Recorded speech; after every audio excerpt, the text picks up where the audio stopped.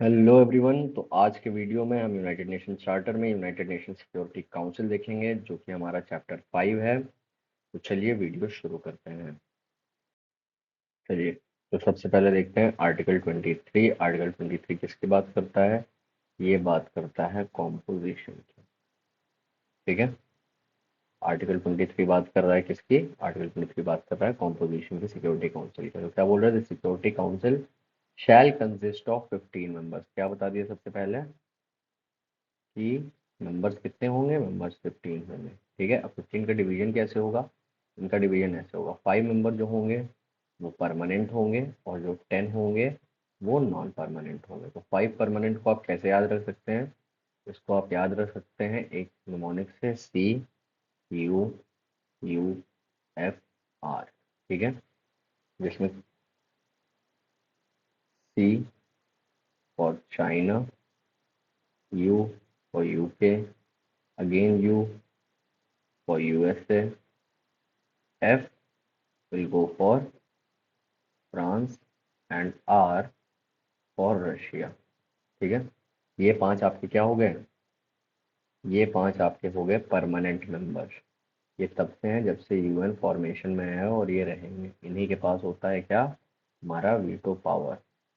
Veto power क्या होता है कि अगर कोई चीज़ रिजेक्ट कर दी इन्होंने तो वो रेजोल्यूशन पास नहीं हो सकता। अगर कोई डिस्कशन है, कोई एग्रीमेंट है, उसको इन्होंने रिजेक्ट कर दिया, अगर इन्होंने कुछ नहीं बोला तो कोई बात नहीं, लेकिन अगर इन्होंने रिजेक्ट कर दिया तो फिर वो पास नहीं हो सकता है।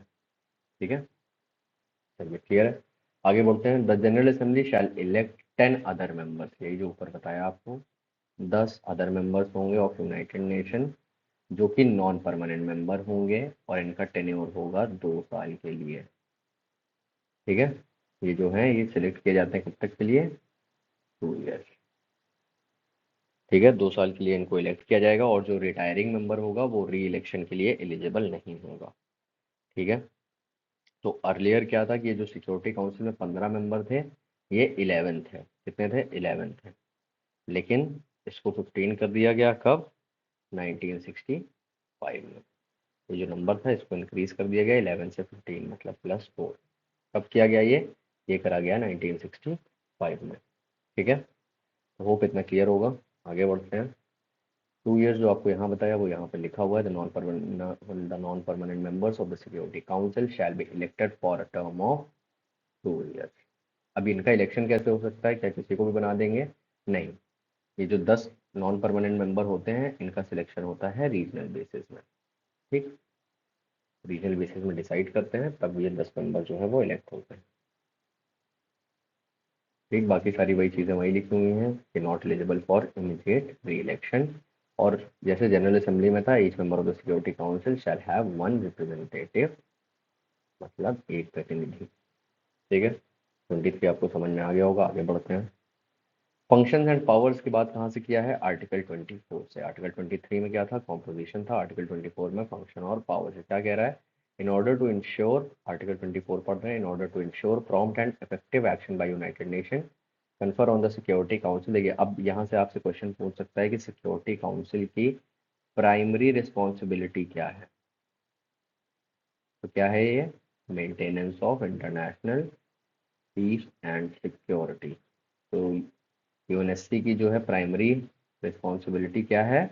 Maintenance of peace and security. ठीक, चलिए आगे बढ़ते हैं। ठीक, सबसे पहले क्या बोल रहा है? डिस्चार्ज की बात करा है।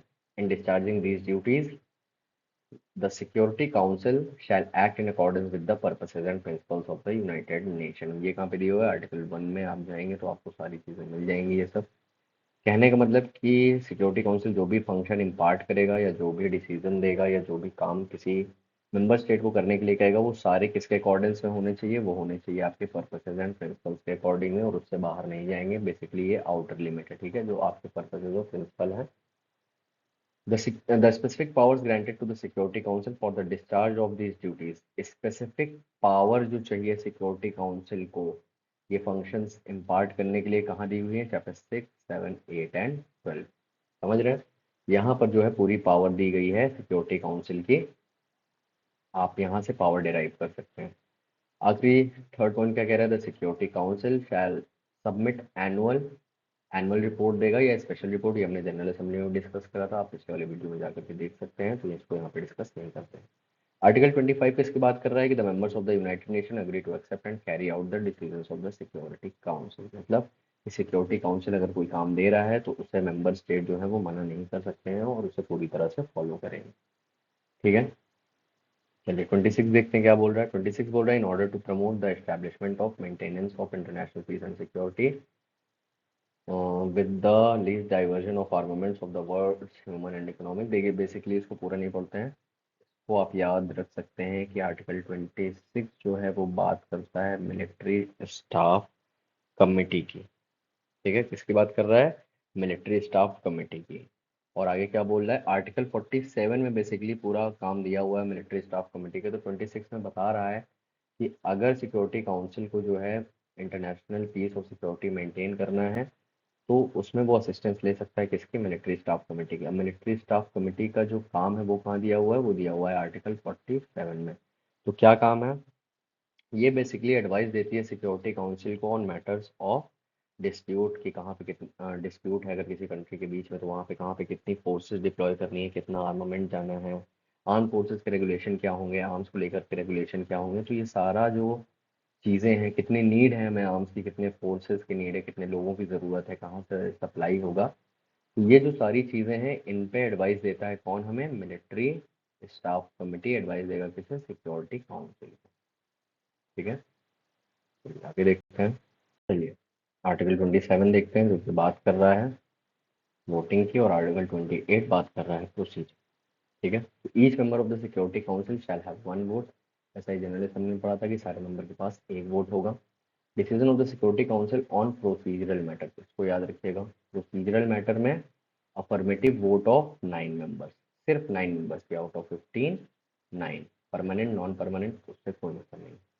Decision of the Security Council on all other matters shall be made by an affirmative vote of 9 members, including the concurring votes of the permanent member। अब देखिए ऑल अदर मैटर, दो तरीके से वोटिंग हो रही है यहाँ पे, प्रोसीजरल मैटर पे सिर्फ 9 मेंबर की चाहिए, और अदर मैटर पे आपको किसकी चाहिए, 9 मेंबर की चाहिए, लेकिन 9 मेंबर में आपको कंकरिंग वोट्स चाहिए परमानेंट मेंबर के भी। तो ये याद रखिएगा, provided that in decision under chapter 6 and under paragraph 3 of article 52 a party to dispute shall abstain from voting, मतलब अगर कोई भी पार्टी है जिसका डिस्प्यूट इसके अंदर चल रहा है तो ऐसी पार्टी जो है एब्सटेन करेगी, उनका होगा नो वोट, वो वोट नहीं कर सकते। ठीक है, प्रोसीजर देखते हैं आगे। आर्टिकल 28 कह रहा है the security council shall be so organise as to be able to function continuously. कहने का मतलब क्या हुआ कि इस तरह से ऑर्गेनाइज किया जाएगा सिक्योरिटी काउंसिल को कि वो कॉन्टिन्यूसली काम कर सके बिना रुके।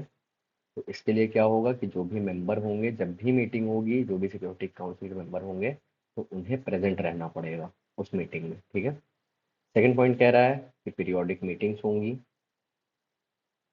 और वहां पर अगर रिप्रेजेंटेशन कर रहा है मेंबर अपना, तो वो या तो गवर्नमेंट के किसी आदमी से करा सकता है, मेंबर ऑफ द गवर्नमेंट से करा सकता है, या तो स्पेशली डेजिग्नेटेड रिप्रेजेंटेटिव से, जो इस पर्पज के लिए रखे जाते हैं, जो ज़्यादा नॉलेजेबल होते हैं। ठीक है, तो दोनों से करा सकता है, लेकिन मीटिंग जब भी होंगी तब जितने भी 15 मेंबर हैं उनका रिप्रेजेंटेशन, उनका प्रतिनिधित्व वहां पर रहेगा। थर्ड पॉइंट कह रहा है द सिक्योरिटी काउंसिल में hold meetings at such place other than the seat of the organisation, मतलब जहाँ पे डिसाइड है, जहाँ पे सीट है ऑर्गेनाइजेशन की, वहां पर ना जा करके कोई भी XYZ जगह पे रख सकते हैं जहाँ पे लग रहा है कि हाँ वहां पर काम करने में आसानी होगी और ज़्यादा इजी पड़ेगा। तो आगे देखते हैं, चलिए, बच्चों को देख लेते हैं।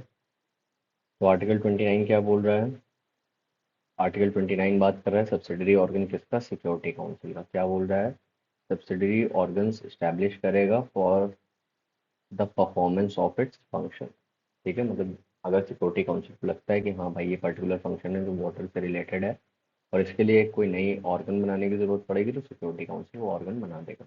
आर्टिकल 30 क्या बात कर रहा है कि सिक्योरिटी काउंसिल शैल अडॉप्ट, इसको आप रिलेट कर सकते हैं प्रेसिडेंट से, तो प्रेसिडेंट की बात कर रहा है। क्या बोल रहे हैं, the security council shall adopt its own rules of procedure including the method of selecting its president. ठीक है, खुद के रूल्स और खुद का प्रोसीजर होगा, उस पर किसी का इंटरफेरेंस नहीं होगा किसी और ऑर्गन का। और ये जो प्रेसिडेंट है ये यहाँ पर सिलेक्ट होता है 1 मंथ के लिए। समझ रहे हैं, बहुत शॉर्ट पीरियड के लिए, लेकिन 1 मंथ के लिए ही होता है, और उसके बाद रोटेशनल बेसिस में हर महीने अलग होता है। आर्टिकल 31 बात कर रहा है कि any member of the United Nation which is not a member of the security Council, मतलब ये बात कर रहा है नॉन मेंबर। वैसे 31 और 32 दोनों नॉन मेंबर की बात कर रहे हैं, तो इनको आप ऐसे ही याद रख सकते हैं। तो कह रहे हैं कि सिक्योरिटी काउंसिल में पार्टिसिपेट मतलब पार्टिसिपेट कर सकता है, लेकिन क्या होना चाहिए, उसका इंटरेस्ट होना चाहिए। Any member of the United Nations which is not a member to the Security Council may participate without vote। और ऐसे जो लोग पार्टिसिपेट करेंगे, जो नॉन मेंबर पार्टिसिपेट करेंगे, इनका वोट नहीं होगा और इनका इंटरेस्ट होना चाहिए। मतलब जो भी डिस्कशन है सिक्योरिटी काउंसिल का, उससे ये इफेक्ट होना चाहिए। ठीक है, तभी ये अटेंड कर सकते हैं। 32 क्या बोल रहा है कि any member of the United Nation which is not a member of the security Council और any state which is not a member of the United Nations, if it is a party to a dispute, if it is a party to dispute under consideration by the Security Council shall be invited to participate। इसका मतलब कि अगर कोई ऐसा member, ऐसा कोई state है, state मतलब कंट्री है, जो कि ना कि सिक्योरिटी काउंसिल की मेंबर है, ना ही यूनाइटेड नेशन की मेंबर है, ठीक है, लेकिन उनका इंटरेस्ट जो है वो डायरेक्टली इन्वॉल्व है जो क्वेश्चन है सिक्योरिटी काउंसिल के सामने, तो ऐसे में क्या होगा, विदाउट वोट, वोट अगेन नहीं होगा, लेकिन उनको अटेंड और प्रेसाइड करने के लिए अलाउ कर दिया जाएगा। ठीक है, मतलब आप उस डिस्कशन का पार्ट हो सकते हो। और आगे कह रहा है इनफाइनाइट पावर दे दिया सिक्योरिटी काउंसिल को, बोल रहा है the security council shall lay down such condition as it deems just for the participation of a state which is not a member of the United Nation. कहने का मतलब कि अगर कोई ऐसी कंट्री है जो मेंबर नहीं है, उसके लिए जो फाइनल डिसीजन होगा वो हमारा सिक्योरिटी काउंसिल लेगा। ठीक है, तो इसमें कुछ भी इतना हार्ड एंड फास्ट नहीं था जो आपको नहीं समझ में आया। और इंडिया जो है कितनी बार रह चुका है सिक्योरिटी काउंसिल का मेंबर, तो 8 टाइम्स, 8 टाइम्स रह चुका है।